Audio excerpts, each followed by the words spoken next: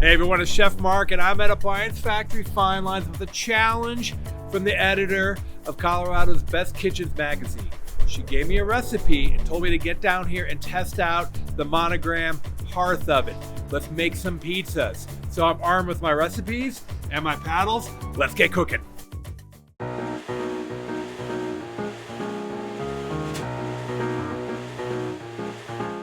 This will fit into any standard 30-inch oven cavity.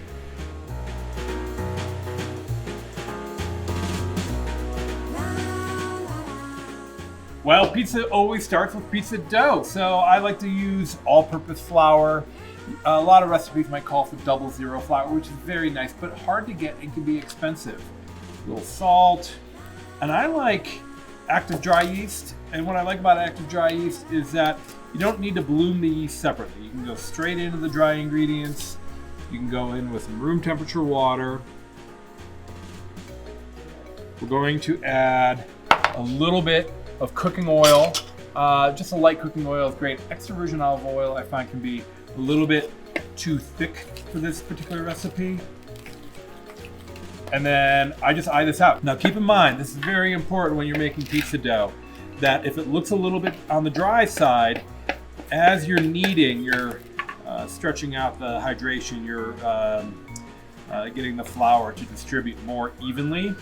So it will keep getting more and more wet as you're working. There we go. Okay. Nice. So kneading is pretty simple here. It's push, turn, fold, push, turn, fold. Once I'm done kneading here, I want to let this rest at least 2 hours, but overnight in a Ziploc bag out on the counter is great as well. Make a little ball, cover the either plastic wrap or Ziploc bag, and we're ready for dinner.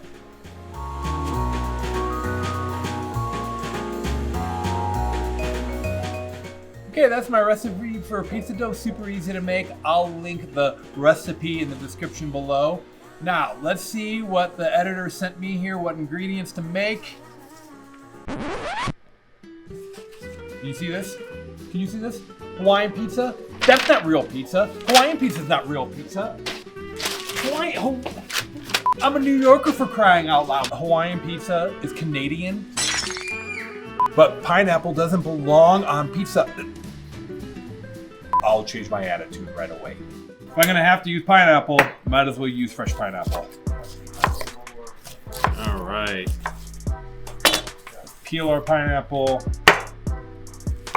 Now, the traditional recipe calls for Hawaiian brand canned pineapple. I think I'll do really nice thin slices.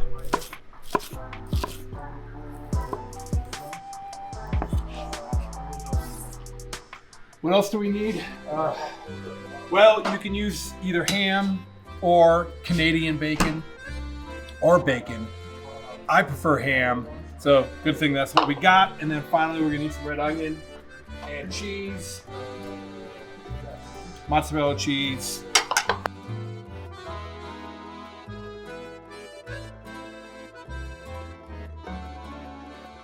When asked what I use for pizza sauce, I told her I keep it very simple. A little red gold tomato sauce for a more rustic style and traditional flavor. A little tomato sauce and a little salt, I find, always does the trick.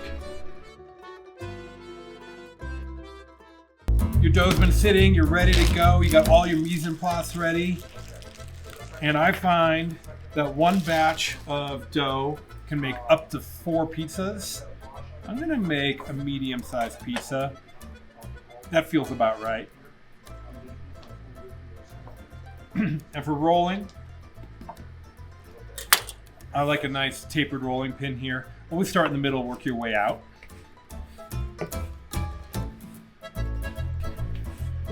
That's looking pretty good. Onto my peel. And you'll notice I use the back of my hands so that I don't push my fingers through the dough. Okay, a little cornmeal helps set the crust. And then this is called a docker.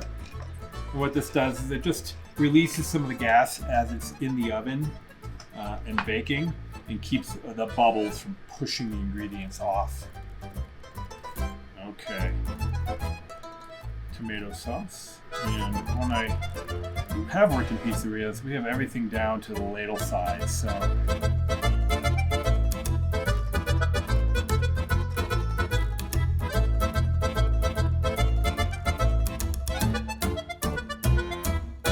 And then finally, just a little extra cheese on top. Anytime you're making a pizza, that helps kind of get everything to melt into itself. Finally, shake test before you go into the oven. Ensure that it's shaking before you go into your oven, pizza stone, or grill. Because if you go to slide it and sticks and all the ingredients slide off, now you got a mess on your hands and you almost have to start over.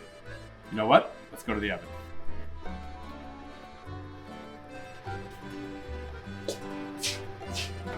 Okay, in we go.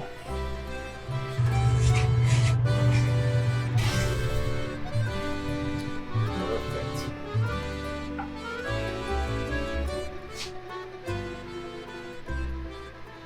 This is going to give us that real pizzeria quality pizza because we have such high heat. We're cooking directly on the stone.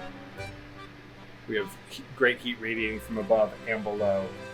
In fact, it's only been a few moments, I can already see the dough starting to bubble and rise. That's really exciting. How do you know when your pizza's ready to turn? Well, simple. The back edge is starting to cook. Come in, give it a twist. There we are, we're about halfway cooked. Okay, and guess what? The pizza's almost ready. Let's do a quick check.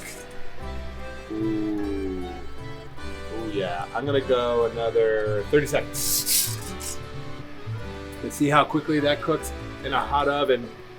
It's gonna cook about 70% of the way when you put it in that direction, and then when you spin it, it's nearly done. I gotta admit, that is a good looking pizza pie. All right. I'm gonna cut myself a small wedge. You know, I've never had Hawaiian pizza. So how do I know if I really don't like it? Well, I don't know, but let's find out right now.